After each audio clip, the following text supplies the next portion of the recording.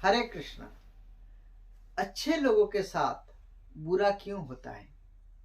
कई लोग हमें क्वेश्चन करते हैं, हम तो बहुत अच्छा काम कर रहे हैं लेकिन फिर भी हमें कष्ट छूट नहीं रहा है, हमें ये परेशानी है, वो परेशानी है। देखो वो व्यक्ति तो बहुत खराब है, सारे गलत काम करते हैं फिर भी वो बहुत सुखी है, बहुत खुश रहता है। ऐसा क्या बात है?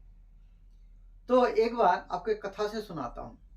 एक बार नारद जी रास्ते से जा रहे थे, जाते जाते उन्होंने क्या देखा, एक भगवान श्री कृष्ण के बहुत अच्छे भक्त थे।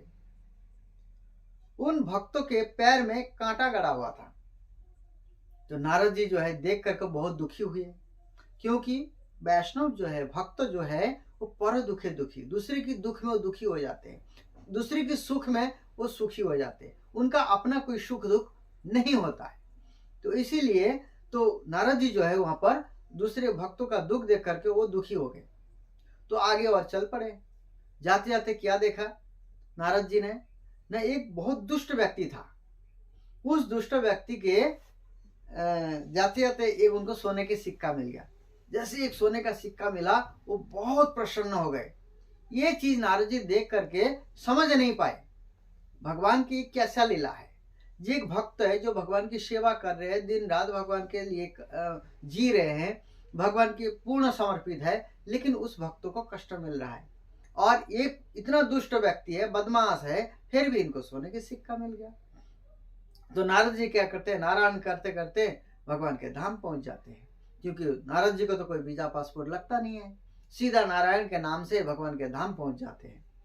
तो नारद जी जाकर के भगवान को और ना तो प्रणाम किया ना कुछ किया, उस दिन सीधा क्वेश्चन पूछे नारद जी भगवान को, तो प्रभु मैं बहुत दुविधा में हूं, मेरा इस दुविधा को समाधान कीजिए।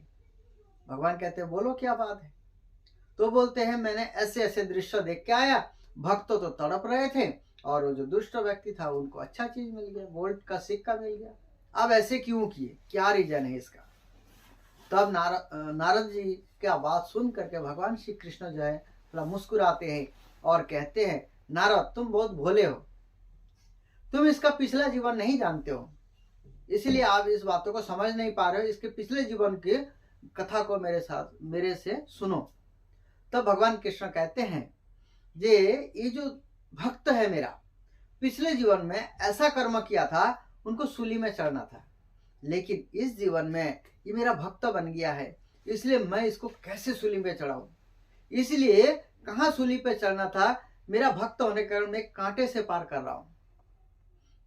देखिए भगवान कहते हैं भगवत गीता में, निहा विक्रम अनुस्वस्ति प्रत्यवाय न विद्यते स्वल्पम अपश्य धर्मश्य त्रायते महतो भया। जो कृष्ण भावना है, इस कृष्ण भावना में ना तो कभी हानि होती है, थोड़ा सा से थोड़ा सा किया गया भगवान का भक्ति भी महान से महान भय से रक्षा कर देता है, महान से महान भय से।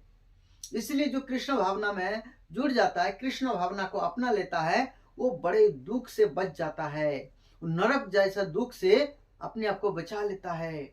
वही बुद्धिमानी है, कृष्ण भावना में जुड़ जाना और भगवान श्री कृष्ण की शरण में आ जाना। यहाँ पर बताया जाता है कर्म भूमि है, यहाँ पर कर्म भूमि जो है करना पड़ता है बेल फल की तरह। बेल फल कितने बड़े होते हैं, लेकिन मिलता कैसा है, उनको जो रिजल्ट मिलता है, फल जो मिलता है एक राई की तरह मिलता है, एक छोटा सा राई होते हैं, इतना कम फल मिलता है उनको। लेकिन कोई भक्ति करता है राई की तरह, उसको बेल फल की तरह भगवान रिजल्ट देते हैं, फल देते हैं। आप सोचिए कितना अंतर है।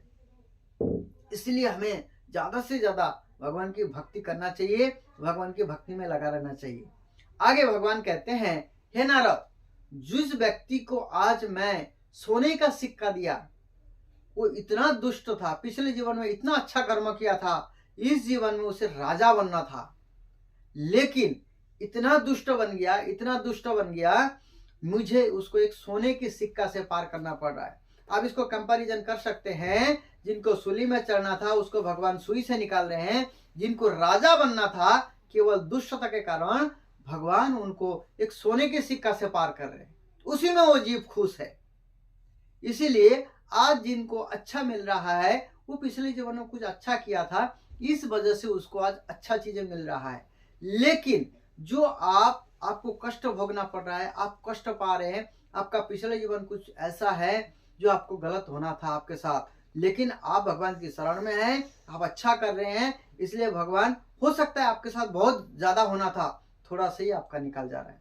जैसे कई बार क्या होता है, जैसे कोई मंदिर आए, थोड़ा सा पानी गिरा हो, अचानक फिसल जाते हैं, लेकिन गिर जाते हैं, लेकिन कोई ये ना सोचे भाई मैं तो मंदिर आ रहा था, भगवान मेरे को गिरा क्यों दिए।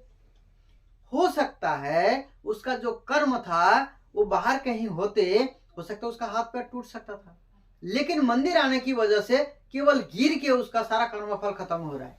इस प्रकार से कर्मफल भगवान कम कर देते हैं।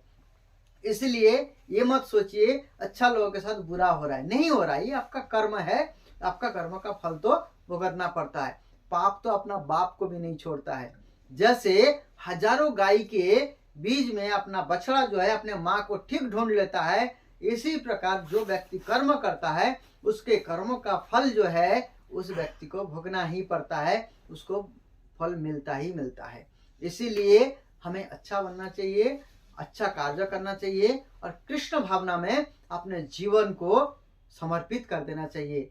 कृष्ण के प्रति अपना जीवन जो है लगा लेना चाहिए और हरे कृष्ण महामंत्र का जप करना चाहिए। यही जीवन की सफलता है। हरे कृष्ण।